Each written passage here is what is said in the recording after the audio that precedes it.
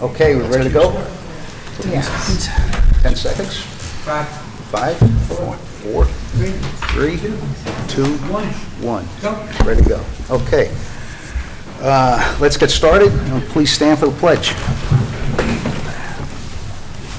pledge allegiance to the flag of the United States of America and to the republic for which it stands, one nation, under God, indivisible, with liberty and justice for all. Let's take a moment. Think about our troops and our first responders. Okay, thank you.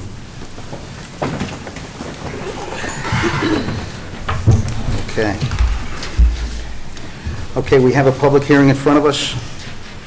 We will start with ZB 23005, the Fishkill storage. Okay. Excuse me, Mr. Chairman, you need to call the meeting to order, please. Oh, call the meeting to order? I thought I did that. Okay. The board will consider area variances for Fishkill storage, who seek the following avenue of relief: the construction of a 4-story, 71,254 square foot climate-controlled self-storage facility known as Westage Self-Storage. A rear yard setback of 10 feet 2 inches, where 100 feet is the minimum setback in the planned shopping center school zoning district. The said variance will result in an 89-foot 8-inch rear yard setback. Said request is in violation of the Fishkill Code, Town Code Section 150-48, Schedule of Regulations for Non-Residential Districts, 150 Attachment 2.2, and for installation of wall-mounted signs on the structure. An area variance for 3 building-mounted wall signs, where 2 mounted wall signs are the maximum in the zoning district, for the installation of the wall-mounted signs of the 4-story structure. An area variance of 120.8 square feet, where 65.25 square feet is the maximum allowed. The variance will result in a 55.55 square foot increase. Said requests are in violation of Fishkill Town Code Section 150-43, G2A signs, permanent signs within other districts. The land affected by this application is generally shown on tax map Section 6155, Block 00, Lot 866535, located at 550 Westage Business Center Drive, consisting of 4 acres in the PSC zoning district in the town. You want to call, please? Good evening. My name is Karen Lobruto. I'm a senior planner. Excuse me, I'm sorry. Yep. Call public hearing, you need a motion? Okay, I want to call a public hearing. I also make a couple comments here. Speakers are asked to come to the podium and identify themselves so that their name may be entered into the record. Verbal interruption, shouting, and other outbursts, as well as slanders or obscene language or signs with the body of face are prohibited, will not be tolerated. Speakers are limited to 1 turn at the microphone and the podium. Speakers are limited to 3 minutes. Speakers will provide only new or different information. We need to hear the same thing over and over again. Comments are limited to the matters at hand. Okay. I'm sorry. Thank you. That's okay. So I'm Karen Lobruto. I'm a senior planner with La Bella Associates. I'll make a motion to open a public hearing. Thank you. Second. Thank you. I'm here representing the client, the applicant, in his application to the ZBA for area variances. As was mentioned, we're seeking a rear yard variance of approximately 10 feet to allow for an 89-foot setback from I-84 from the property line. We're also seeking an area variance for 1 additional sign to allow for 3 signs, 3 wall signs. And then we're seeking an area variance for 55 square feet, approximately 55 square feet for the extra area of the extra wall sign. So last meeting, my colleague from Cuddy Fader was here, Neil Alexander, and I think he spoke to you all at length about the layout changes that we went through with the planning board. We spent 6 meetings or so collaborating on a site layout with the planning board, which I believe is the best layout for the site. it removes the building from encroaching on wetlands, and it removes it entirely from encroaching on the wetland buffers. In order to do that, though, we needed to shrink the footprint, so we brought it down from 76,000 square feet to 71,000 square feet, more or less. And we also had to change the footprint from being kind of a rectangular shape, which was more suitable for a typical storage facility, to a more square shape. And we also had to kind of like reconfigure it to work within this very constrained area. And so the result of that was, of course, that we had an entrance on the side of the building as opposed to the front of the building.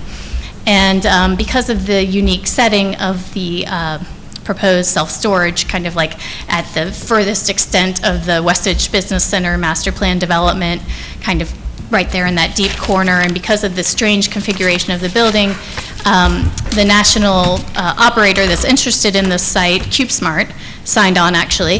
They desire a particular signage package, and we tried to minimize that to the greatest extent possible, but they are very firm that this is what they're looking for with these 3 signs. And so the sign that faces I-84 says self-storage. The sign that faces the entrance says CubeSmart. And the sign that faces the front, or, looking north, says self-storage. So if you're on I-84 and you're driving along, in general, the sign that says self-storage and the sign that says CubeSmart is generally most of the year obscured by the natural vegetation that exists, which there's approximately, I'd say, 100 feet or so from the edge of pavement of I-84 to the developed area of our parcel. That's going to be natural vegetation. Of course, roughly 30 feet or so of that is that stream course that goes through there. So when you're driving on I-84, except in the extremes of winter, it's going to be mostly obscured by the natural vegetation. When you're approaching the site from the Westridge Business Center, you'll see the 2 signs, the self-storage and the CubeSmart, and they'll kind of function as one sign.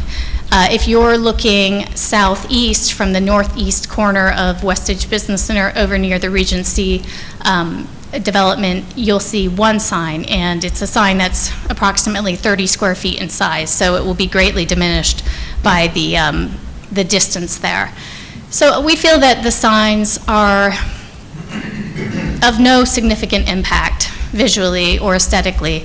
It is in a commercially developed area, one that's been platted for development since the late 80s and 90s, and it's on I-84.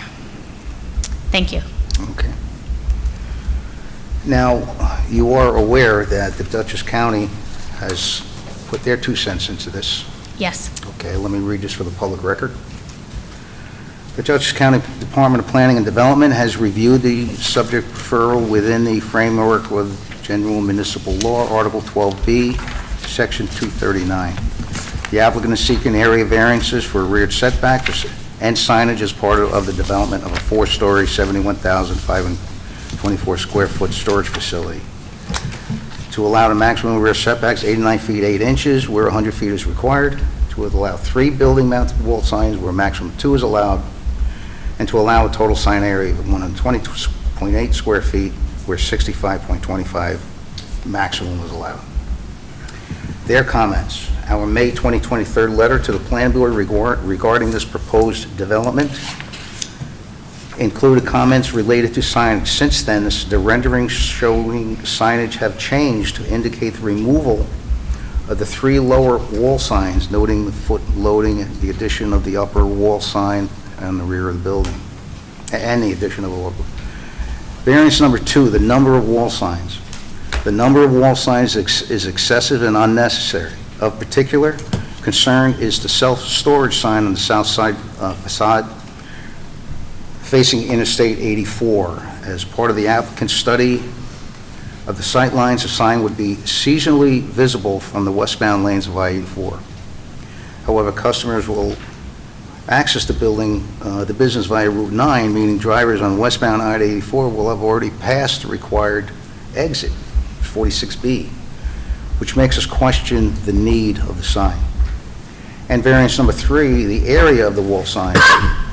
The proposed sign area is almost double the allowed size. Contrary to the applicant's assertion, this is substantial. Removing one of the self-storage signs as discussed above would reduce this variance. The Cube Smart sign and/or the remaining self-storage sign could also be reduced in size so that the total sign area meets the code. If the town is inclined to grant a variance of the sign, it must grant a minimum amount necessary per New York State law. Now, I did mention this the last meeting, that there was a concern about the sign, okay? Their recommendation, upon review, we find the requested variance for the rear yard setback to be a matter of local concern, and we will discuss that. We will concern ourselves with that. For reasons stated above, we recommend the board not grant the requested variances for the number of wall signs and the total sign area. If the board acts contrary to their recommendation, the law requires that it do so by a majority plus one of the full membership of the board, and that's to notify them of the reasons why. That means we need a supermajority of 4-1. Now, I'm asking you one more time if you would reconsider, you know. So. Thank you. So I'll respond in part, and then our colleague here from Cuddy Fader, Max Mihalik, will come up. So I do want to point out that Spring Hill Suites, which is right next door, has 3 signs. So it's not out of character for this area to have the 3 signs. I also just want to note that the county doesn't discuss at all that the site layout has changed. I'm not sure that they noticed it based on how they wrote their letter. I mean, what they reviewed for the site layout was the original site layout, and they don't seem to be giving any special consideration to the changes that have been made to the site layout to avoid sensitive resources. So I do feel that we have a strong argument here for why the signage is necessary, but I'll let Max speak to the substantiality of it. Good evening, Mr. Chairman, members of the board, staff, Maximilian Mahalik with the law firm of Cuddy and Fader. Before going to the substantiality comment, I just wanted to go back to this comment from the county about the sign being, you know, purportedly excessive and unnecessary. That is the quote there. First, one thing I want to respectfully remind the board of, in light of the county's comment, is 2 of these signs are permitted by right. The focus here is a 3rd sign, the sign that requires the variance. Per the conversation at the last meeting, that sign is the sign that faces to the east, that faces onto the parking lot, that establishes the branding. That is the focus of the variance request. So in terms of this discussion of the need for the variances, Karen already touched on it, but just to re-emphasize, this matter has been before the planning board for a significant amount of time, which did result in a negative declaration under SECRA. And as a part of that review, concerns were heard from the board about impacts to the stream buffer, impacts to a local wetland. How do we cite this in a way that respects the ecological and environmental features on the site, respect their sensitivity? And by that, we had to reshape the building, reshape the footprint, reorient the footprint to have the main entrance off of the side, the parking to the side. When people enter that, without the sign there, they're going to see a blank wall. And as part of securing a top operator, an operator that knows how to run self-storage efficiently, sufficiently, and securely, it was needed to have that 3rd sign at that position. In regards to the history here, I really want to emphasize how the record shows that this design has changed significantly for the planning board's concerns and responding to those concerns. And those changes are what resulted in the need for this variance. Again, this need is based in part also on securing that top operator. And I would also like to just note, in regards to the need and the necessity, having blank walls from 84, or from the side of the building where one is parking, or to the north when one is coming off of Route 9 down the access road, it is a bit odd. And what these signs do provide is a bit of architectural flair. It adds to a facade that would otherwise be blank. It adds identity to the building so people know what it is when they go by. So I also wanted to note in that first comment, there's a line here about motorists traveling in a certain direction on I-84 passing the exit by the time they see the sign and therefore not being able to access the site. Just want to point out that self-storage is not a business where one is driving in their car on the highway, and they see a self-storage sign and they think, oh, I have something in the car I need to store today. Let me pull off and self-store. What the point of that sign is facing the interstate, that is to identify that the business is here for the community, that community members know that it is there.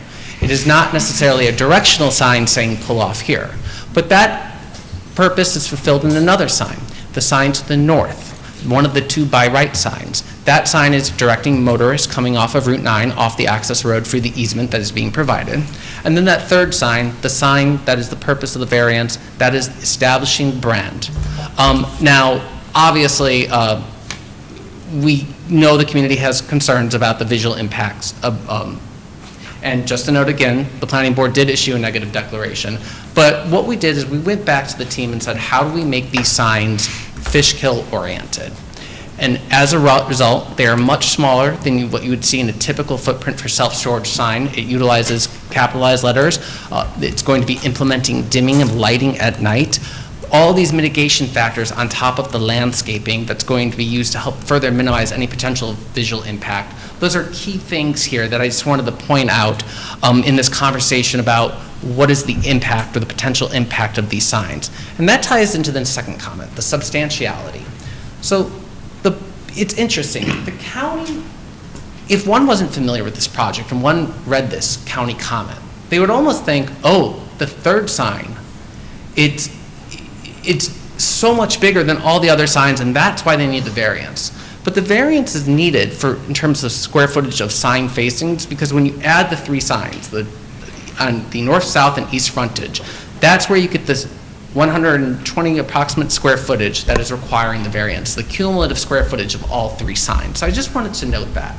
And then I'm going to turn a little more to that substantiality. New York law doesn't say that substantiality is just a mathematical equation.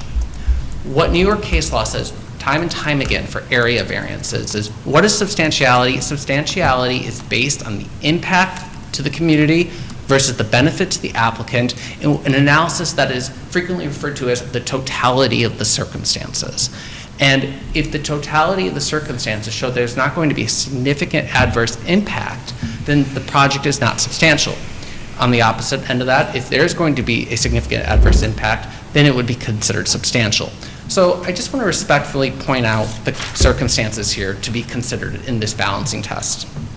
The circumstances, as have been noted in the record, as have been noted by Karen tonight, but just to quickly articulate examples. The fact that the Spring Suites Hotel, that building has the 3 wall signs already, reflecting the current community character. The significant site distances, for example, to the Toll Brothers development, some 800 feet away. The significant setback from I-84. The fact the lights will be dimmed at night. The fact that the sign that is the subject of the variance request, what does that look onto? It looks onto a parking area for the Spring Suites Hotel. The other circumstances that we can look at the landscaping that's being introduced to mitigate any potential impacts. Also, a circumstance to consider, the fact that, again, securing these signs is what is essential to bring a top operator in that can maintain a long-term healthy business at this location and not go under in the short term, because we want to bring a service to this community that is reliable and that will be there. So when we balance all of these factors together, in addition to everything that's already in the record, shaping the building to turn the footprint away from the environmental features, reducing the square footage of the building, adjusting the parking to be located where the planning board required it, when you balance all these factors together, it becomes clear that the applicant has taken every step possible to mitigate any potential adverse impact from this proposal. Emblematic in the fact that the planning board did adopt a negative declaration. And when you implement that balancing test, that totality of the circumstances, it shows that this is not a substantial project with a substantial burden. In fact, the opposite, that it has been mitigated to a measurable extent to avoid any significant impact on the community. So with that, happy to answer any questions. Obviously, Karen's here this evening, and thank you for your time. Okay, I got a couple of, now, I think I asked this the last time. You will be on the marquee in the front on the Route 9, is that correct? No. Why not? You're a resident, you're a resident in that, I don't think is a marquee there. There's a marquee out there. I believe there is. I don't think so. There's only street numbers. And will you have a marquee in front of the, in front of the entrance to the building? Yeah. Yes. There's a freestanding. Yes, there's a monument sign at the entry, the drive entry by the Optum Medical. But nothing on Route 9? No. None of the businesses have anything.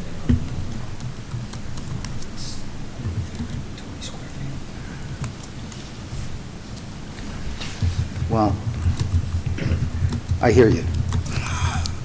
I hear you, okay. But how am I expected to reply to the county? So, Am I going to expect it to give them that long-winded answer that, you know, I hear what you're saying, but the simple fact is, it's nearly twice the size of our regulations. And I noted this last time, and I was really hoping you'd come back and with a revision. So, Mr. Chairman, if I may, in terms of the square footage of the sign, again, the fact that we need a variance for that sign footprint is because of the presence of the third sign. So those variances are very much tied together. I would also like to note that we have to think about the functionality of these signs. There are significant sight distances, as noted in the documentation provided to the board. And let's go back to my comment about the functionality of these signs. The sign to the north, to direct motorists who are coming off 9, going through the various road access roads. The sign to the east, establishing the brand. And the sign to the south, establishing the presence of this business. These letters need to be at a certain size so they could be visible, they could be functional. Excuse me. Talking to the microphone, we keep drifting to the side, and I'm losing you on TV. Yep, sorry. Please move it. Okay. Move it up, like, There we go. So these signs, in order to be functional, they need to have certain size to be legible, to have a purpose. And while keeping that in mind, we also said to the team, we need to make these signs smaller than what you usually do. When I see these signs in certain facilities, in White Plains, other communities, sometimes they're half the facade of the building. That's not what we want here. So we reduced it to the smallest amount possible, the minimum net variance necessary to be able to have a functional sign that serves a purpose, that serves the community while avoiding any significant impacts and adheres to the community character before it. I hear you. I hear you. Mr. Chairman, do you want to see if there's any public comments? And then... normally that's what we do first And then before. we'll- See if anybody on the board. Okay. All right. Does anybody have any comments? Ann, got questions? Thank you. So I appreciate the explanation about the third sign being the actuality of the variance. The other two signs do equate what is currently allowed. I really appreciate that the applicant worked so well with the planning board to accommodate these resources.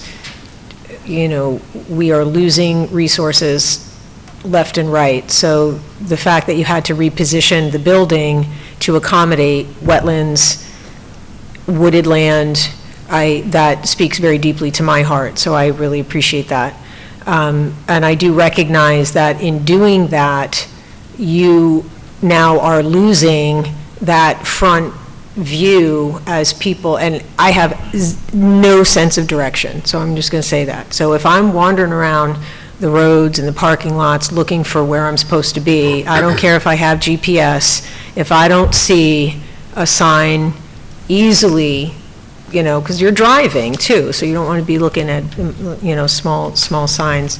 So I do appreciate that in accommodating our natural resources in Fishkill, it then lent itself to needing or your request for this variance. So, you know, for me personally, I truly am not bothered by this. I think on 84, you're going along at such a fast pace, you're only going to be seeing it in the wintertime.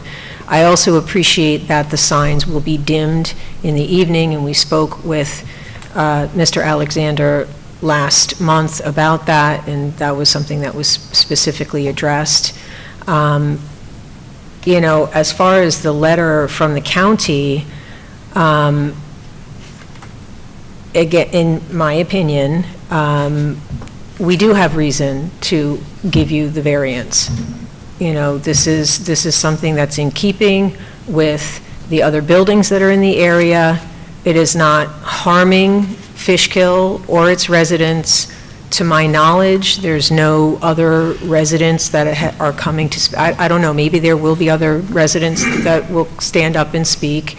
But it's not like a small neighborhood where you're asking to shine huge lights down into people's homes. So that's my personal take. Thank you. Thank you, Ann. Doug? Yeah, I'll just reiterate a lot of what Ann just said. It was kind of comprehensive, and she kind of engulfed everything. But my question is, on the 3 signs, when you approach the building from the main road, past the hotel, past the medical center, there's 2 corners, right? Yes. You have a sign here. Now, and then you have this one on the highway. You're considering the one on the highway to be the second most important sign? Well, I would characterize all the signs as equally important, but the purpose of the variance request was to enable the brand signage that faces east onto the parking lot where our patrons would be parking and entering the building. But the purpose of having the sign facing to the east and to the north is the sign to the east establishes the brand identity for the building they're entering. The sign to the north functions as an identifier for motorists traveling towards the building. Now, obviously, as one accesses the front of the property, there will be a point where you do see both. But if I was 100 feet back in either direction, I'm seeing one sign from this perspective and one sign from that perspective. So one sign, for example, from the Spring Suites Hotel versus one sign from the parking lot in front of the, I believe it's the Optum office building. Okay, well, I'm just considering it, but this is concerning with the county. I'm not sure why they put such a hard stop on that, but that's just, that's why we're here.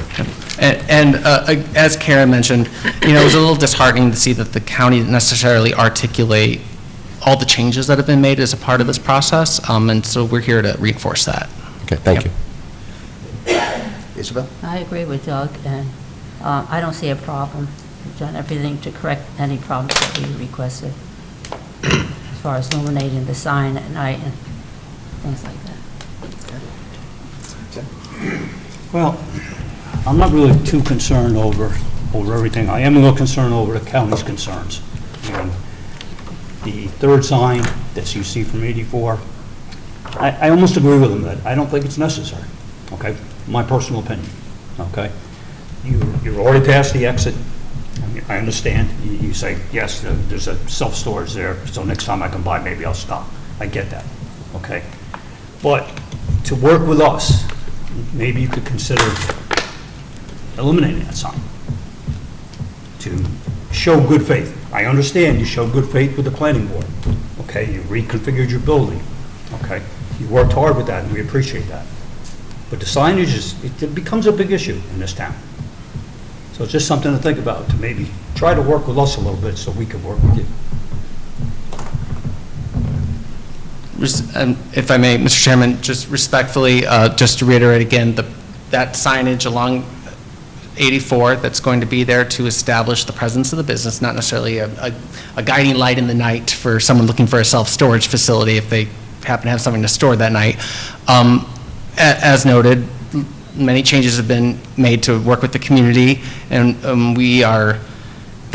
what's before the board this evening is a product of that many, many months of changes, and we feel that it represents a very significant amount of good faith by the applicant and the applicant's team in order to compose signage that is appropriate for the community in the unique circumstances that face us with the environmental features on the site. Thank you, Tim. Kathy? Tim basically took all the words out of my mouth. Sorry. That's okay. And I do want to echo what Ron said, was that I was hoping that there would have been something coming forth that would have been a little bit of a solution, and especially in light of the letter that we got from the county. But that's basically all where my mind is on it. So I'm just willing to hear what everybody else has to say. Thank you, Kath. Johnny? The third sign is a bit concerning because it's almost, obtrusive, obstructive going down the highway. It's taking your focus away because you see this big monumental sign. If they could downsize that or, come up with a different solution like we're all stating, I think it would be okay. Again, it's just massive as people are doing 75, 80 and they divert their attention to that. They're really not staying focused to. I would respectfully note that that sign on that south frontage is about 31 square feet, and the elevation on that building up to that parapet wall, I believe it's either 47 or 49 feet. 49. Yep. And so when you times that by the width of the building, that is still pretty small portion of the building. This wouldn't be necessarily like a sign that would be considered a traffic hazard, for example. The renderings, I think, really articulate. Yep, and let me just, we'll just pull it up just to kind of articulate that. These signs are being added to serve a function, and they're added to serve an architectural feature, but I would hesitate to call this a risk for motorists, but I think that really comes through for the renderings. If just one moment, pull those up.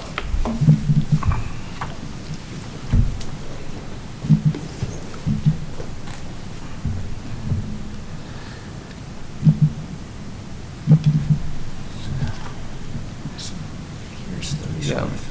Scroll to the, oops. This is the I-84 side. Yep, This but is the Cube Smart, and then I think we had elevations though of the 84 side. Yeah. Maybe sign details. that's- Yeah. One second. I'm not sure you can share it that way. They're not usually. Here you go. Oh, perfect. Thank you, Karen. So this is just the elevations that were submitted as a part of the record.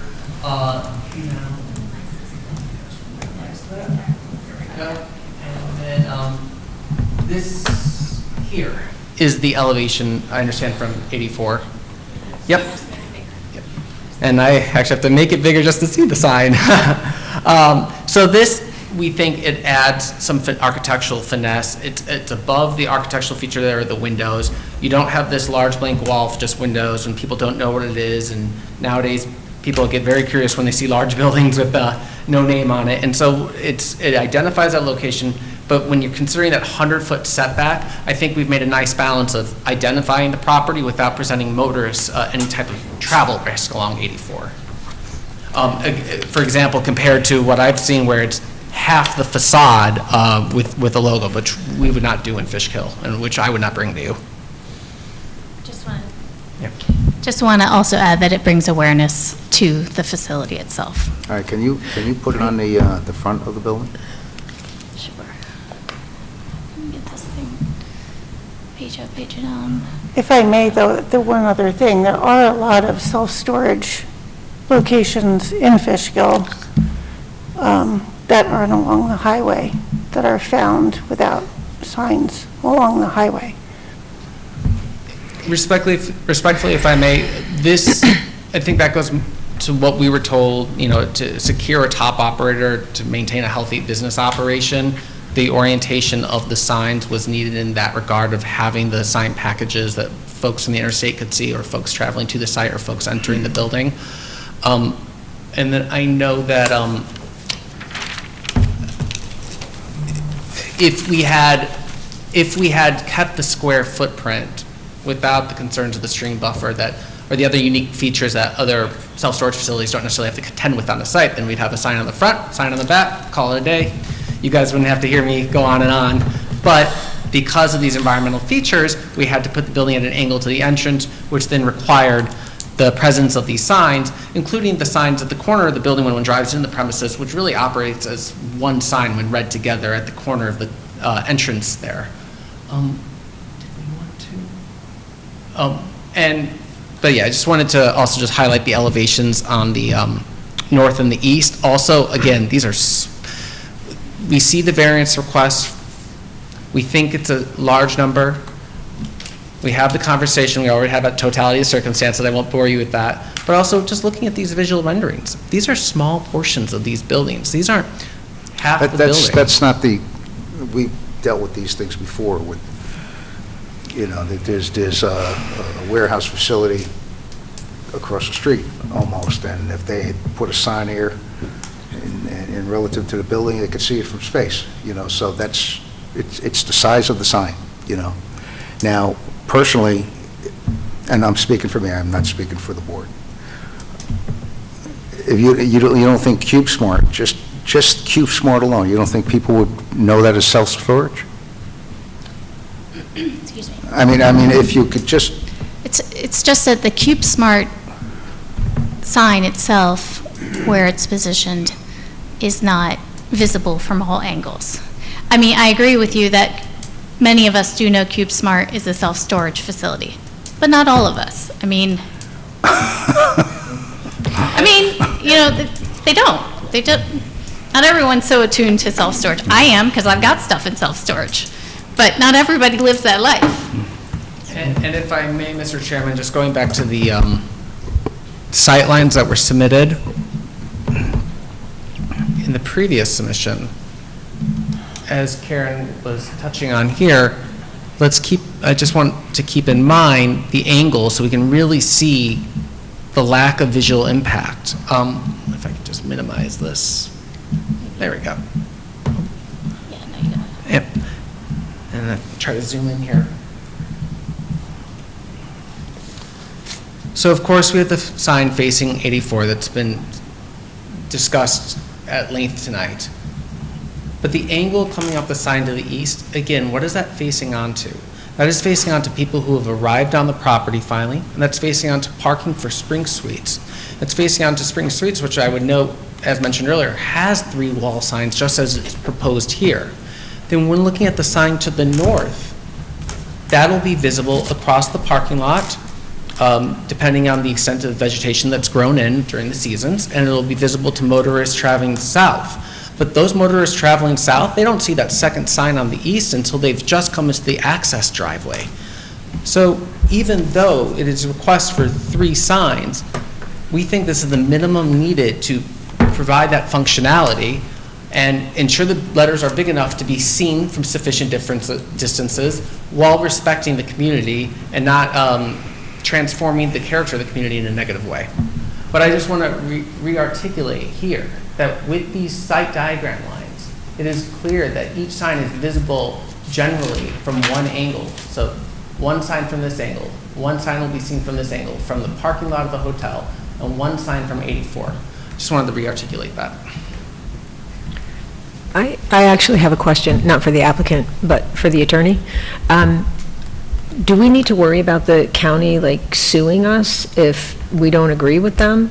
Like, I'm not really clear how that works. If, you know, I mean, they have a pretty clear idea of what they do and don't want, but if we don't agree with them, I mean, everyone's voiced their own opinions. We have to have a supermajority. We have to have a 4-1. Right, no, I understand that, but let's say we do have a simple majority. Then we have to explain to them why we disagree. Right, and so let's say we explain, and they don't agree with us. I mean, are they going to sue us? Like, is that, because everybody seems very concerned with this letter that we've received from the county. Yeah. So what will happen if, like, how are we going to be punished, I guess? It's like, Well, it's their recommendation, but it's your board, but you would need to override their recommendation with a supermajority and, like Ron said, explain why you decided to okay, go against their recommendation. okay.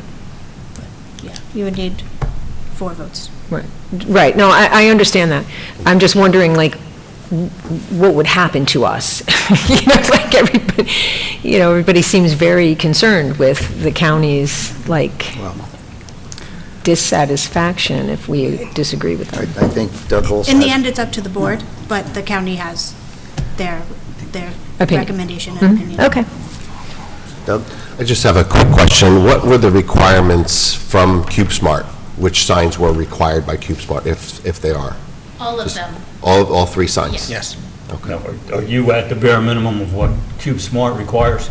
Yes. So you're telling me then, if you have to go smaller based on our recommendations, then CubeSmart's going to say, we're done? This is the sign package that we were able to agree to after having significant modifications, what they usually do. And if we go any smaller or have lesser signs, we could risk CubeSmart not being able to go through with this. Yeah, well, that's my question, basically. There's a risk of them turning around, walking away. Yes. After many, many months working with the town. Let the public speak. Yeah, does anybody in the audience have any comments?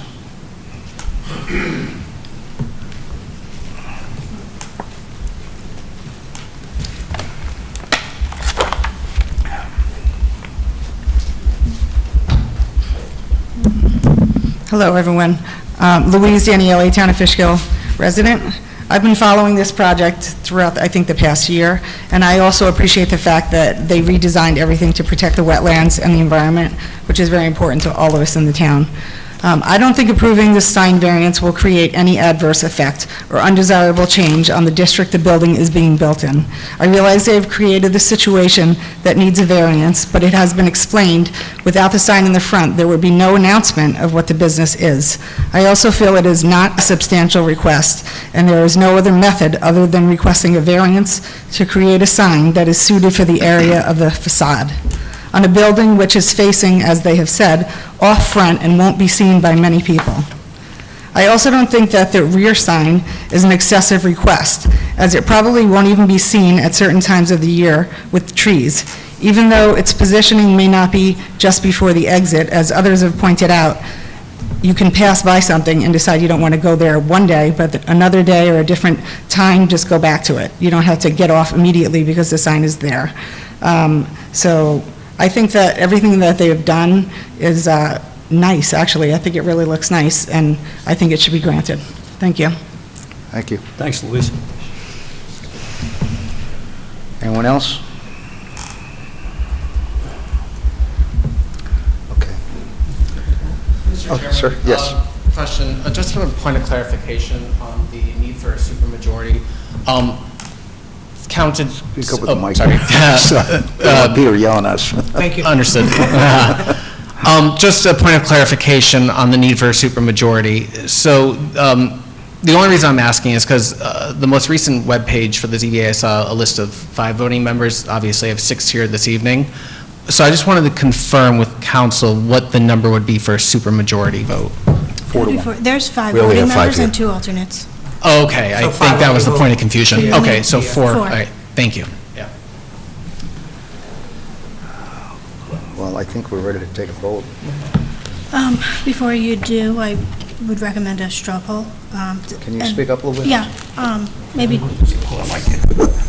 I would recommend like a straw poll, discuss, don't forget to discuss considering the 5 factors.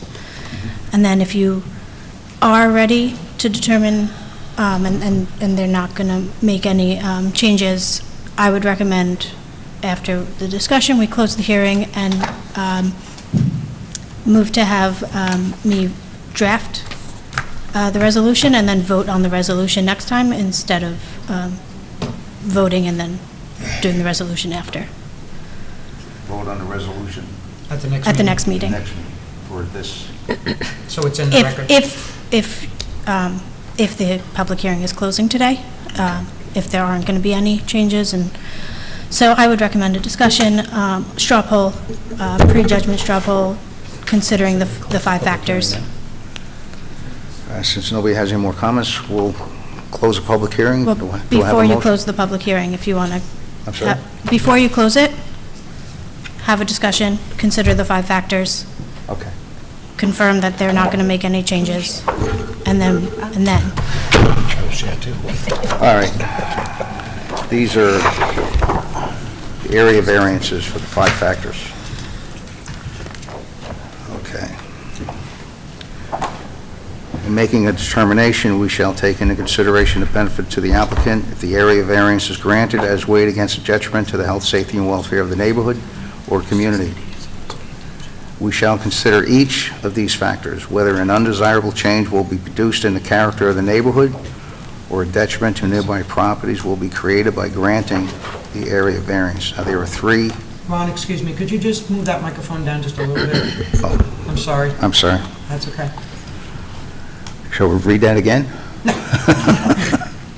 So there are three things that we're looking at here. One is the area variance of the setback. And the other is a number of wall signs, and the third is the area variance of the wall signs. So I'm not sure whether we should look at all three of these together or individually. Individually. And if you want, Individually? Yeah, if you want, I can read each factor. Okay. And you guys I'd can rather do that discuss. individually. You got a question? Okay, I'm sorry. Sorry, can we speak again? I know you closed the public. We didn't close the public It's not hearing. close. So we spoke with the applicant, and they're willing to give up the self-storage sign that is on the north side of the building. So that would leave the self-storage sign facing I-84, and it would leave the Cube Smart sign at the entrance, but it would remove the self-storage sign from the front of the building. So this sign right here. Okay, so on the corner. Yes. We would still require a variance for the total signage area of approximately, I think I gave you that piece of paper, 23 square feet or so. So let's just, I can do the numbers quickly here. I have it written down, right here. Yeah, we would still require a variance of 23.62 square feet, as opposed to the variance for 55.55 square feet.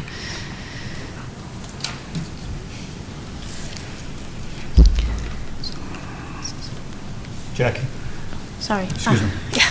How does that work now? Is that going to be a new submission, or, because we really can't vote on that now? No, because the proposal in front of you is the 3 signs and the size, so would you need an amendment, or? Well, what I would suggest is if this is going to be amended, it needs to go back to the county. Okay. They're going to require it, if you're revising something that they have in their possession, the way they work with me is, they close out the case right away. Understood. If I may just, in my experience with, and we'll defer to the process that Fishkill obviously has. with the county, I've been doing it for a typically- while, so. Yes, yes. But just to note, for the record, in my experience, usually when something's reduced in scale, the county comments are relevant to what they saw as like the impact of the broader project. But obviously, you've had this process established at the county for a while. Yeah. And to keep the record accurate, so that we can have a record of what you are proposing now and what we're deciding on the board, I need something in the record for that, not just in words, so to speak. But perhaps we could request an expedited review from the county instead of 30 days. I'm at their mercy. Understood. They do turn around pretty quick. If I ask them, if you get me something by the next deadline so we can get you in at the next meeting, and I put down I want an answer by that week, they would normally do that. But you'd have to have something to me by the deadline for that next meeting. Which is the last week or so of this month, correct? It's probably the 28th, I think, is the Monday, and usually it's the 29th. is the August submission. 29th for September 19th. Yeah. And just to note, just based on what was said earlier, excuse me, just to note what was based on said earlier, we are taking a risk here, I just want to note, because CubeSmart gave us the package that they need, but we heard the straw poll vote, and we've heard the concerns, and we are taking the risk, and we're seeing what we could do in terms of this proposal that Karen's put forth. And hopefully this is something CubeSmart will be able to work with, but we can get the updated materials to you. Okay, I do appreciate that, thank you. I'll just add that, we're doing this because we have gone through this long, long process. And, the team's barely holding on. So we were at risk at facing a denial, didn't want to have to start all over again. So we're hoping CubeSmart will continue with us, but that's where we're at. I do appreciate that. Thank you. So, So, you can do a motion. should we close to the public hearing at this point? No, continue it to the next meeting, or, Well, we're waiting on the county now. They Yeah, have to- so they have they're- to It's all going to be up to them, next one, or so October? You got to resubmit, and then when we hear back from the county, it gets on the calendar. I will leave it up to you and the applicant as to whether the timing, whether Well, you're we will- going to we leave will it open try- to the next meeting or October, that's We can between try you. for the next meeting. That's the best we can do. We can try. Yeah. You know. Yes, okay, so if you want to do a motion to continue the public hearing on, what's the date? September 19th. On September 19th, all right. Can you do an official motion for me, please? Motion. Thank you. I have a second? Second. All in favor? Aye. All right. Thank you. I do appreciate your time and your patience. Thank you. We do appreciate your time. All right, now for the real show. Easy, everybody. Good night, guys. Application number ZB23-003. The board shall consider the town board's appeal of the determination of the town building inspector concerning Town Code Chapter 150 zoning, Section 150-95, approval required. That DKH, or the property owner, construction of the retaining wall did not need to conform to the building specifications, terms, and conditions of the amended site development plan approval adopted by the planning board because the retaining wall's failure to conform to the approved amended site plan development constituted a field change.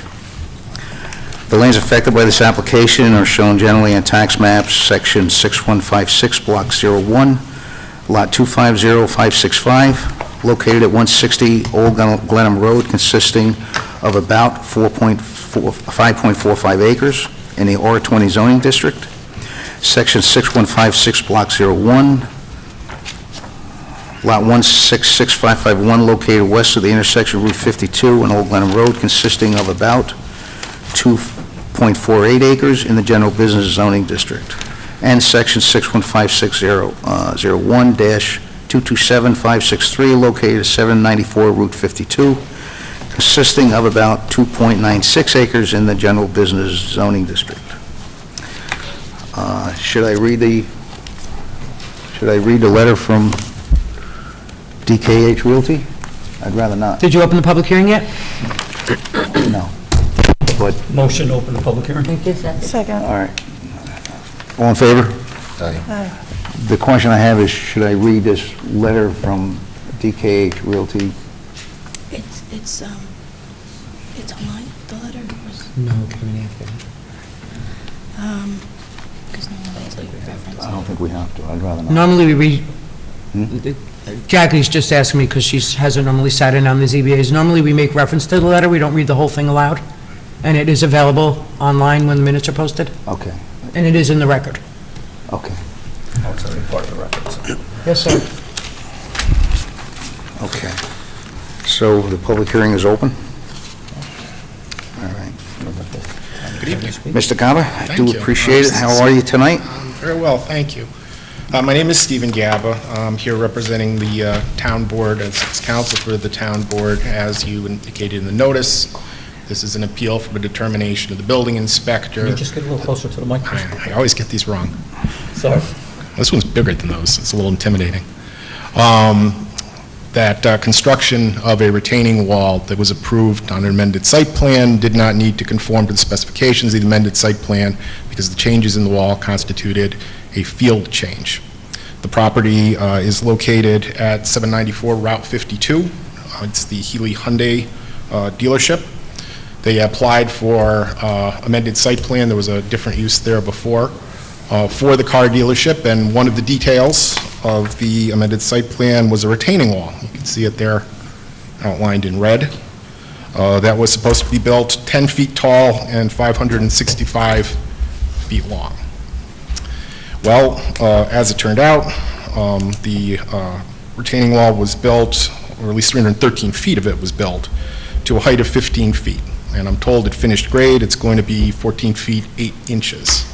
which means that the retaining wall, or at least the majority of the retaining wall, is twice as tall as what it was approved as on the amended site plan. Now, in regard to the amended site plan... 50% tall. It's not twice as tall, it's 30 feet high. I beg your 20 pardon? feet high. Yeah, 50% tall. What did I say? You said Twice twice as as tall. I meant 50%. I apologize. That was I misspoke there. It's 3'8" taller than according to the plan. Well, it's 5 feet taller than it's supposed to be 10 Did feet. you just It's say it was going to be 15 feet. finished at 13.8 above grade? 14.8. Oh, 14.8, okay, so it's 14.8. Yeah, okay. I apologize for the mistake on the numbers, but the height is what the height When you is. say twice as tall, it sounds like you got a 20-foot wall. You're absolutely right. I misspoke. I meant it was going to be 14.8 as opposed to 10. Thank you. The planning board's resolution approving the amended site plan had a specific condition in it, which read as follows. Limitation on amenities, accessory structures, and outdoor fixtures. This site development plan approval allows for construction only of that which is shown on the plans identified above. No amenities or accessory structures or outdoor fixtures, including but not limited to lighting, walls, mechanical units, dumpsters, etc., may be constructed, placed, or erected except as shown on the approved site plan. There's also a provision in your code, it's section 150-95, that says that when amended site plan is granted, when site plan is granted, all construction must be in conformity with that. There is no provision in your code for field changes. Once the building inspector learned that the wall, retaining wall, had not been built in accordance with the approved site plan, he issued a notice of violation. The property owner then submitted a revised site plan, which showed the wall built to, well, the height that it was built to. The building inspector accepted the revised plan and did not require the property owner to return to the planning board for further review because he found it was, as I noted before, a field change. The building inspector's determination that the retaining wall did not conform to the construction specifications and did not need to go to the planning board, again, was made in error. Only the planning board can grant amended site plan approval. Only the planning board can approve deviations from an amended site plan. The building inspector has no right to waive or disregard conditions imposed in a site plan approval, and as I quoted before, there is a specific condition in the site plan approval. So it's the town board's position that this particular determination was made in error, and that's why we're here seeking to have the board overturn it. There is one other issue I'd like to address in regard to the property owner's claim that this is a moot application because they are back before the planning board. As it turned out, after the business of the retaining wall, there were some other deviations from the site plan which the property owner needed to have approved. And so they submitted an application to the planning board asking for approval of those other elements of the plan. And while they showed the enlarged retaining wall on the amended site plan, they did not specifically seek approval of it. In fact, a letter was written to the board, this board, when the application was first entertained. This is dated June 19th. It's from DKH Realty to the board. It says, Dear Chairman Davis, may this letter serve to advise the zoning board that DKH Realty LLC is intending to file an amended site plan application with the planning board. Among other things, the amended site plan will reflect conditions resultant of conditions and work in the field. In other words, they showed the retaining wall as an element of the site.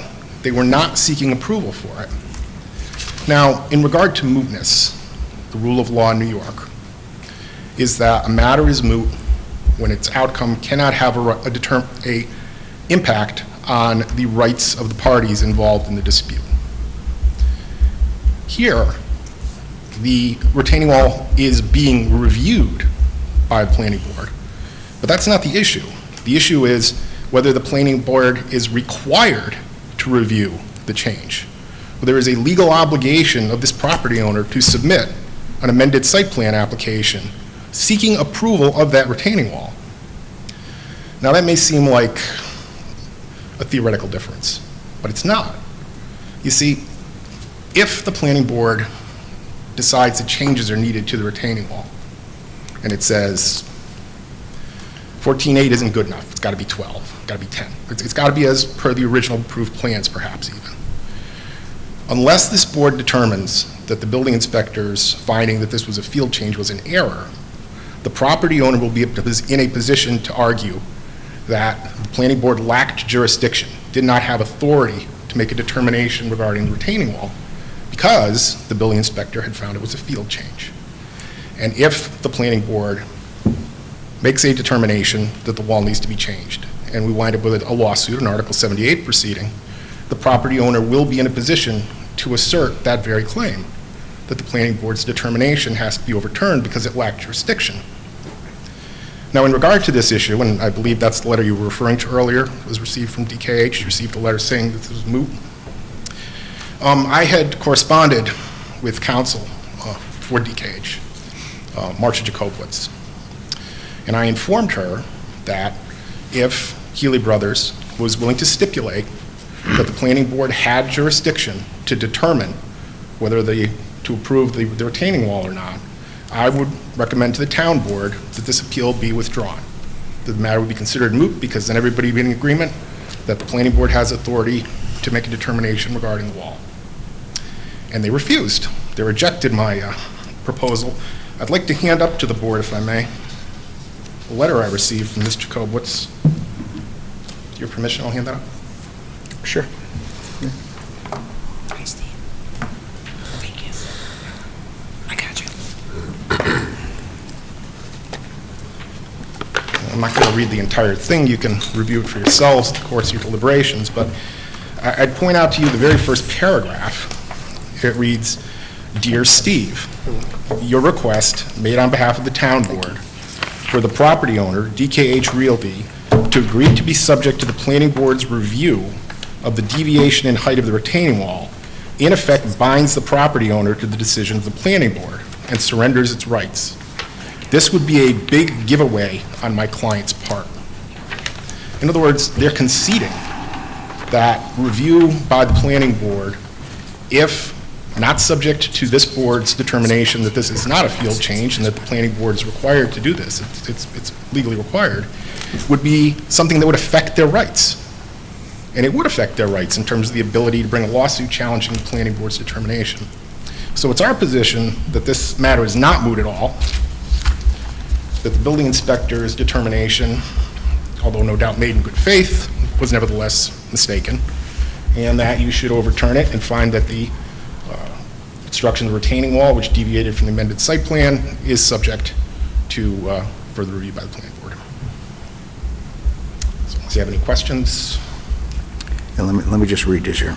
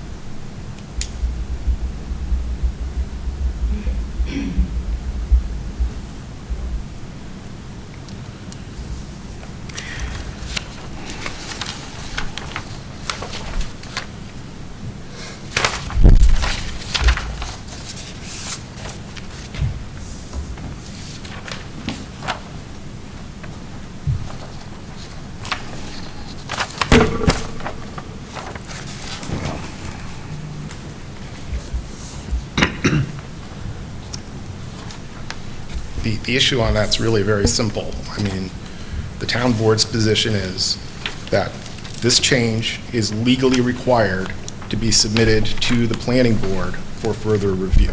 It's not a field change. It's legally required under the town code to go to the planning board.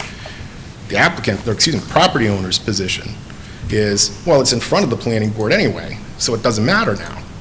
But as I just explained, it does matter, because if the planning board decides that there are going to be changes to this wall, if the building inspector's determination stands, the court could uphold that the planning board lacked jurisdiction. So jurisdiction is a key issue here. It really impacts the property owner's rights and the town's rights. I think it's something you have to decide. It's not me. So, I got a couple of questions. Does anybody have any questions for Mr. Howell? Not right now. Not right now. I want you to ask your questions, and then you're probably going to get some more questions out of us. You can get the ball rolling. Now, are you asserting that the building inspector cannot make any field changes? Any field change approvals? Is this your assertion here? The town code... And that's what it sounds like you're All right, saying. It's not a simple yes or no. I know. The town code does not expressly provide for field changes. It does not define field changes. It does have a section, I believe it's 150-12.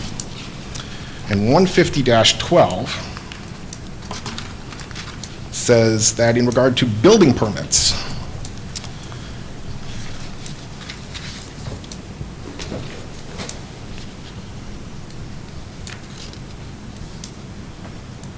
the permit holder, this is when there's a change from approved building permit. The permit holder shall immediately notify the building inspector of any change occurring during the course of the work. The building permit shall contain such directive that you have to notify. If the building inspector determines that such change warrants a new or amended building permit, such change shall not be made until and unless a new amended building permit reflecting such change is issued. The necessary implication of that is if the building inspector determines that such change does not warrant an amended or new building permit, then you don't need a new building permit. It's a field change, in common parlance. But the rule is different if site plan approval is granted. If site plan approval is granted, the matter still has to go before the planning board. And the planning board can take a look at it and say, that's a minor deviation. We're not going to require you to file amended plans. You want to put the garbage bin 5 feet over, the container around it, as opposed to where it was. Because, I don't know, you found a rock outcrop there or something. And you go to the building inspector and you say, I want to move the garbage bin over. And he says, well, site plan, you got to go to the planning board. So you go to the planning board takes a look at it and says, it's a field change, don't worry about it. Again, none of that's in the town code, but that's generally how it works. Right. But wouldn't that be an incredible waste of time to go back to the planning board for some minor modifications like that? Well, it depends on the nature of the modifications. I mean, if you're talking, again, perhaps my example of moving the garbage bin, perhaps so. If you're talking a retaining wall that's 300 feet long and half again, as tall as it was supposed to be, then I don't think it is. Because I'm struggling with it, Yeah, I am too. I've been in construction for almost 40 years. Field changes happen every day. They don't go back before the planning board. Field changes are very common in construction contracts. They almost all provide for them as far as that goes. Towns vary as far as what it is they allow their building inspectors to do and what powers they delegate to their planning board. I can tell you in the town of Newburgh, this would absolutely go back, no question about it. I've seen them go back for much less than that to the planning board. But this is the town of Fishkill. I understand that. My point is that it varies. And looking there seems at to be your a gray code, area in there where we need to rely on our building inspector. if it was just a building permit, I might agree with you, but not so for a site plan. And I would add that this site plan in particular had a specific condition in it saying no deviations as to walls. I do have a question, if that's okay. Okay. Speak up, Ben, please. So my question is, and I'm not sure if I heard you correctly, that there was a letter sent stating, they had acknowledged the wall, but there were then found to be several other issues that needed to be addressed. And if I understood you correctly, they addressed those issues, but then, well, in the letter or in the request, they had mentioned those differences. What happened is they determined after the retaining wall issue that they needed other approvals, other changes to the amended site plan. That's still pending before the planning board. No, I understand that. What I was getting at was then they neglected to mention specifically the wall, which was one of the biggest concerns. There was some, and you had mentioned that there was something about the wall that they did not specify in going back to the planning board and asking. Pardon me. No, go ahead. What they didn't do was seek approval for it. They said, we're going to show Thank it as a you. feature Yeah, on no, the site plan, but yeah. we're not here to ask the planning board to Right. approve it. And so when they went back, though, that was not something that they're saying, okay, well, we know that there's a discrepancy here, now that everyone's aware there's a discrepancy here, they weren't specifically bringing that into their issues to be discussed with the planning board, or is That's that exactly right. correct? Okay. There's a number of features So- shown on there between parking, and I'm sure that there's drainage and everything else, and they came back and they said, well, we want you to approve amended Right. site plan in regard to A, B, and C, which are Right. different.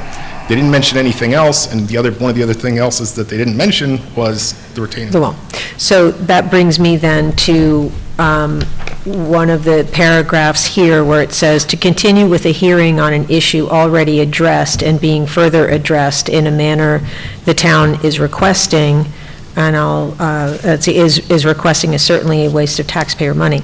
But that's actually not a true statement, according to what you had just said, because it actually isn't being addressed.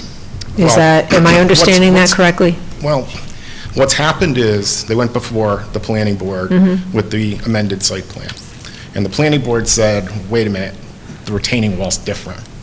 We want to know about the retaining wall, we're Right. going to consider the retaining wall, and they may make findings that the retaining wall needs to change. And I believe that the property owner is, submitted information on the retaining wall. But that's a far cry from saying, we admit the planning board has authority to review this. It's not the same thing at all. They reserve the right to claim that it's a field change and not subject to review by the planning board. Okay, anybody else have any questions for Mr. Gaba? We'll probably have more questions for you. I'll be right here. Kathy? Johnny? Okay, I know there's a few people out in the audience that probably want to come up to the podium. Mr. Chairman, are you going to do a time on this? Are you going to keep time? I would like to keep timer to 3 minutes. 3 minutes, okay. Okay. Good evening. My name is Marcia Jacobowitz. I'm from Jacobowitz & Associates. I'm the attorney for DKH Realty LLC. I honestly don't know where to begin. There were so many things that have been said by Mr. Gaba that are not entirely correct. I will not go so far as to say that he is lying. However, I have to say that the facts as presented are not entirely correct. The project is across the street from the town hall. Anybody in the town hall can look out the window, see what's going on. Nothing has been covered up. To insinuate that DKH Realty, the property owner, has done anything underhanded, has done anything to circumvent procedures, protocols of the town, it is insulting, because they have done nothing of the kind. When the appeal was filed with your board, at that time, my letter was drafted to advise this board that DKH Realty was in fact going back to the planning board for changes that were made to the site. I didn't enumerate in that letter all of the changes that were on the site plan. I honestly didn't think it relevant to what the notification I was doing and trying to alert this board that there was something before the board that was being addressed by the property owner in the manner that the property owner saw fit to deal with the problem. Now, to say that the property owner didn't bring to the attention of the planning board the retaining wall is incorrect. The planning board agenda has a narrative. That narrative states that the retaining wall was going to be discussed. Why would it have stated that if, in fact, DKH Realty hadn't alerted the planning board to the retaining wall? They were there to discuss the retaining wall and other things that were changed to the site plan. Now, Mr. Gaba refers to a situation where he contacted me after the first meeting of this board with regard to the issue presented before the board, which really isn't being addressed. And he said to me, if you will agree that your client will subject itself to the determination of the planning board, we won't have the hearing. That is, in effect, if I had agreed to that, the property owner would have given away its due process rights. I don't see that as being fair. I don't see that as being ethical, to be honest. I think that that was a ploy so that the property owner wouldn't have the right to appeal if it didn't like the determination of the planning board, which it has the right to do. So to ask the property owner to give up its rights is unethical, and shame on Mr. Gaba for asking the property owner to do so. I think this board, and I'm sorry, but I think this board needs to deal with the issue at hand, if it chooses to, and it has nothing to do with the property owner building the wall the way it did, because that will be substantiated and explained to the planning board. Thank you for allowing me to go over my 3 minutes, and I'll be happy to answer any questions about the information I've presented. Okay, thank you. Does anybody have any questions? For whom? I do. I have a question. So, Mr. Chairman, I'm sorry. could you let Kathy speak, please? We should continue the public comments, and we can do questions after, but let's go Oh, you through. want all the public comments? Oh, okay. Yeah, we don't want it to be a Q&A session. So Okay. let's go through all the comments, and then if the board has questions. Okay, all right, thank you. Anybody else have any comments? Please come to the podium.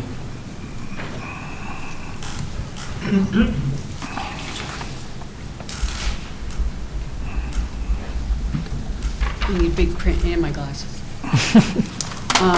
Good evening, my name is Bridget Anderson. I live at 29 Pritchard Court in Fishkill Woods.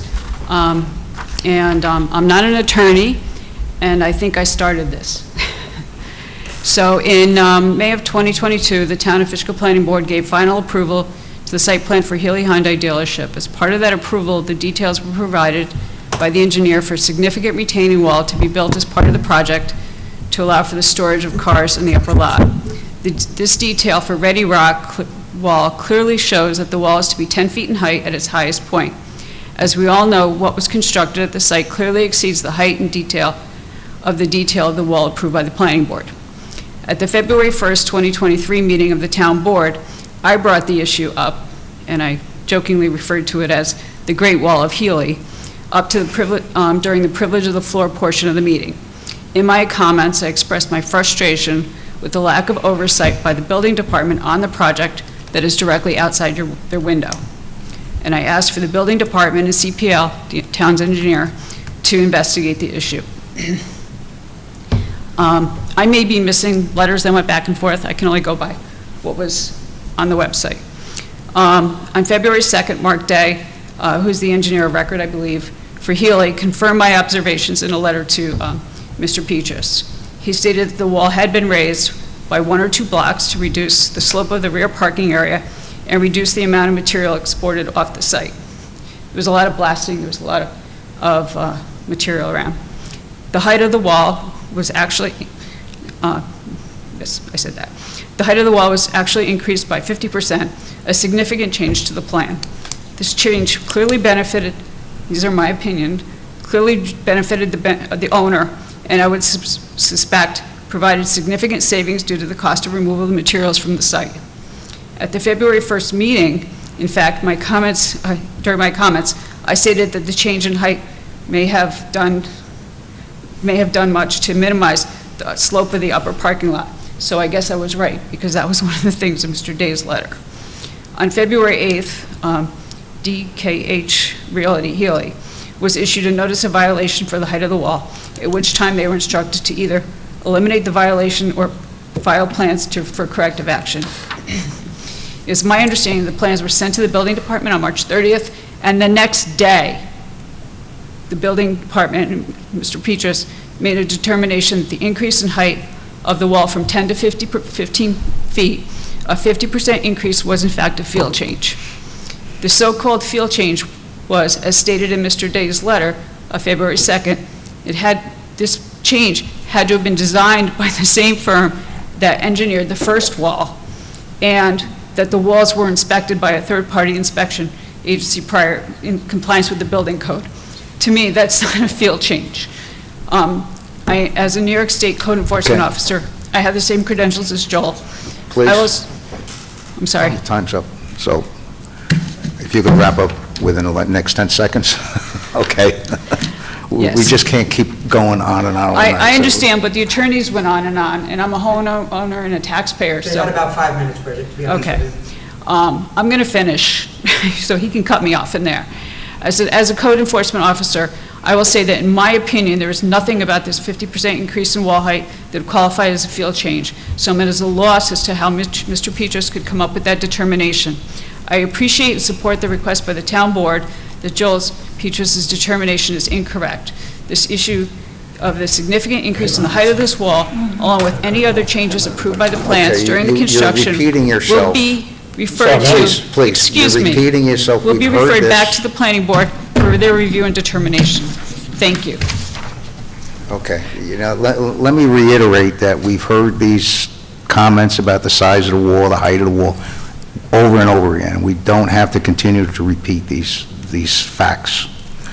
So, Can the letters be submitted for the record? Chair and the board, as to that. They can certainly submit what's in writing beyond. Yeah, the I'm just time. saying if they run out of time, maybe, That's up to the chair normally. I gotcha. I'd be happy to submit it. you can submit. That's your option.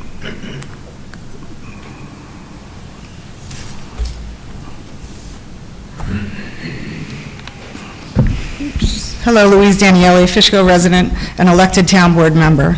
I would like to address the letter that Mr. Dwight Healy wrote to the zoning board and CC'd the town board. To clarify some misinformation written in this letter by someone who, in my opinion, sounds very entitled, this appeal is not a result of the conduct of, quote, some town officials.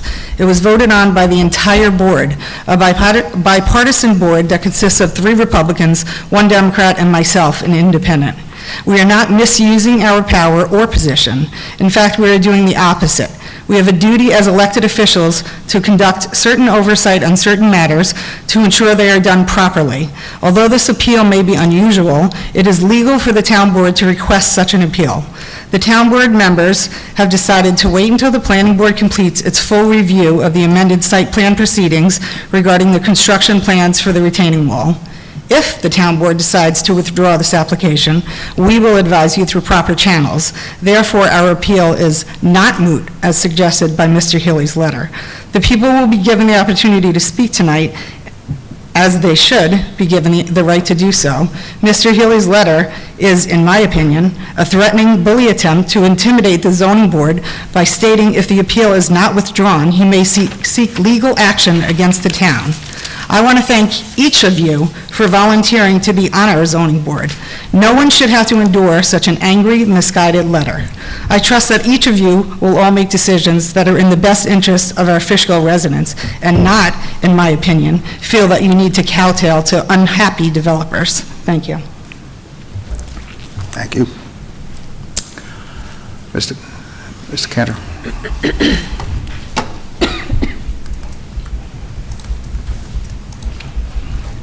Good evening, Mr. Chairman and members of the Zoning Board of Appeals. I'm Jonathan Cantor, Chair of the Town of Fishkill Planning Board. And I would just like to read some comments on behalf of the Planning Board. So the applicant, Healy Hyundai DKH Realty, formally submitted an application to the Planning Board to amend the approved site development plan, as we've heard tonight. The applicant appeared before the planning board at the July 13th meeting where the application was accepted and discussed by the planning board. This is scheduled for continued discussion at the upcoming planning board meeting on Thursday, August 17th. So the applicant is requesting a number of amendments to the site plan, including the retaining wall, and that was listed in our agenda descriptions of the project. The retaining wall, which was built to a height 50% higher than shown on the approved site plan. Other requested amendments also include a subdivision or lot line adjustments to create 4 new lots including 3 lots to accommodate existing residential structures that are proposed to remain, widening of an existing common driveway off Old Glenham Road to serve 2 of the existing houses, reducing the number of inventory parking stalls in the rear of the sales building to save 1 of the existing houses, adding more landscaping, actually, in the inventory parking area to enhance screening and buffering, eliminating the originally proposed 5,200 square foot service building and instead renovating the existing 2,400 square foot garage to serve as the service center, modifying some of the stormwater and utility improvements, and modifying some of the parking areas and curbing to accommodate the other changes. And many of these proposed amendments have already been constructed on the site. At the July 13th meeting, the planning board asked the applicant to submit additional details and documentation of the requested amendments, including engineering details of the as-built retaining wall. Those details have been submitted by the applicant and will be reviewed and discussed at the August 17th meeting. But on behalf of the planning board, I would like to request that the zoning board of appeals keep the public hearing open pending the planning board's review and consideration of the applicant's application. And this probably will continue for at least a couple of more meetings at the planning board level, so it could be into October, let's say, although I can't predict the future, but that's probably realistic. So those were my written comments. While I was sitting, listening to the discussion about the letter distributed to the ZBA from Healy, this is new information to me and to the planning board. We certainly do want to work in good faith with the applicant, but also would like the ZBA to act on behalf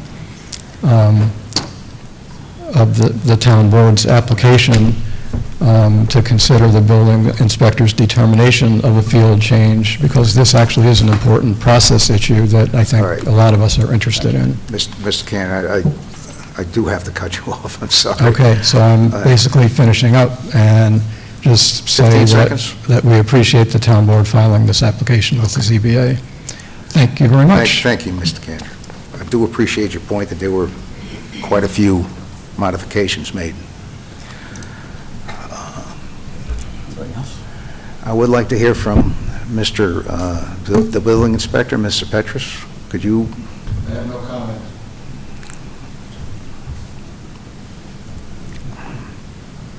Okay. Well,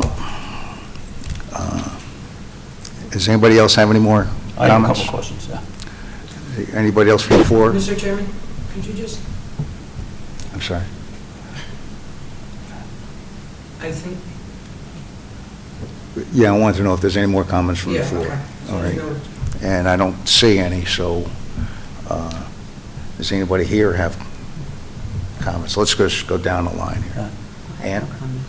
Well, I think it's certainly a reasonable request for the public hearing to be held open until the planning board fully has an opportunity to review all of the changes and the amendments and so forth. Okay. I agree. I agree. Okay, I did have a question for the attorney. Maybe you can just clarify this for me. The next planning board meeting, is the wall on the agenda to be discussed, or isn't it? Because I'm getting conflicting stories here. The town attorney says, no, it's not. You're saying, yeah, we told them we're going to talk about it. What's the truth? Okay, it is on the agenda. It was on the agenda for the last planning board meeting, where the applicant presented to the planning board all of the changes to the site plan, one of which is the retaining wall. My next comment isn't an answer to that question, so I would ask leave of the chair to make an additional comment, if possible. Sure. Since nobody else had any more comments. I'm confused as to why this public hearing would stay open. The applicant is before the planning board to have the planning board review the retaining wall, other things that were done to change the site plan. What's before this board isn't the retaining wall and review of the retaining wall. It is the building inspector's actions. And it's for that that the appeal has been taken by the town board. So I'm unclear, it's confusing to me why this public hearing would stay open. Thank Okay. you very much. Thank you. Why would it Did not? she answer your question? No? Yeah, close enough. Okay. Anything else? Kat? Kat? John? No. Okay, I think we should honor the request to keep the public hearing open.